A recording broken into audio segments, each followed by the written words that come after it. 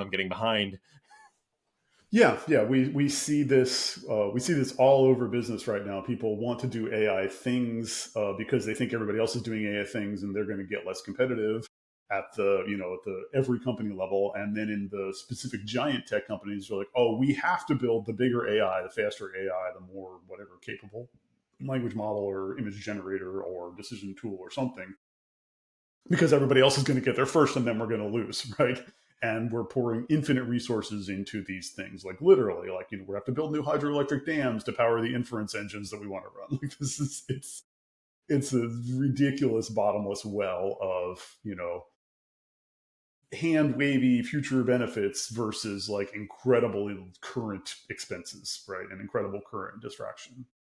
And we've done some amazing things with technology in the last 40 years, and so we certainly shouldn't stop.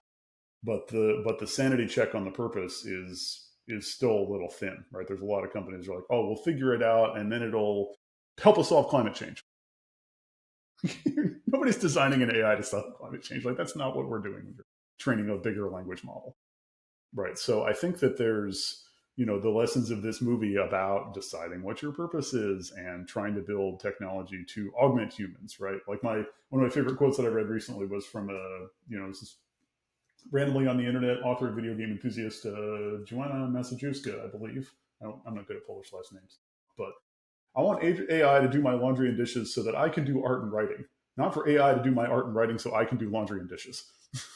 Right? Like, what are we trying to accomplish?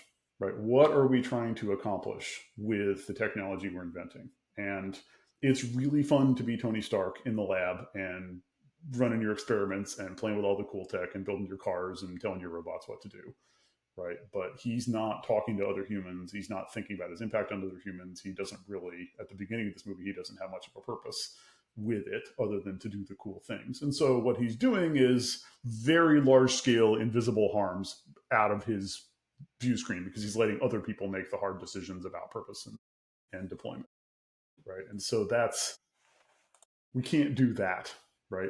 As we are deploying, as you're building AI models in your company, as you're deciding what things you could potentially do with technology, we want to suggest that the magnanimous leader approach to that is make sure you understand what purpose is, not just to outcompete or to be, more powerful than the other people, but like, what change are you trying to affect in the world?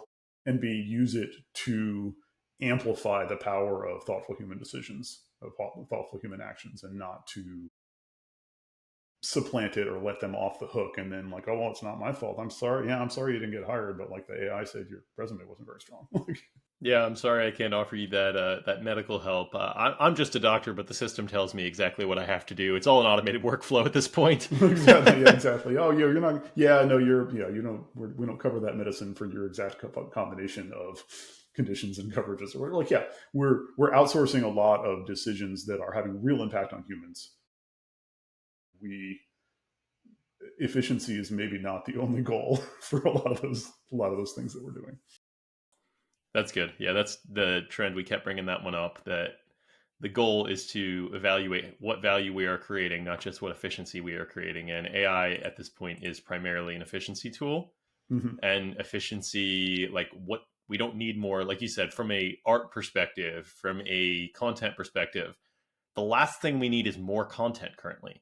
That is not the problem that humans need to solve in today's day and age. Is we don't have enough content. Exactly it. Exactly. There's I forget whatever 15,000 songs uploaded to Spotify every couple of minutes, right? Like we're drowning in content. We don't need more synthetically generated content. We need to figure out how to get through the stuff that we've got. That's really good.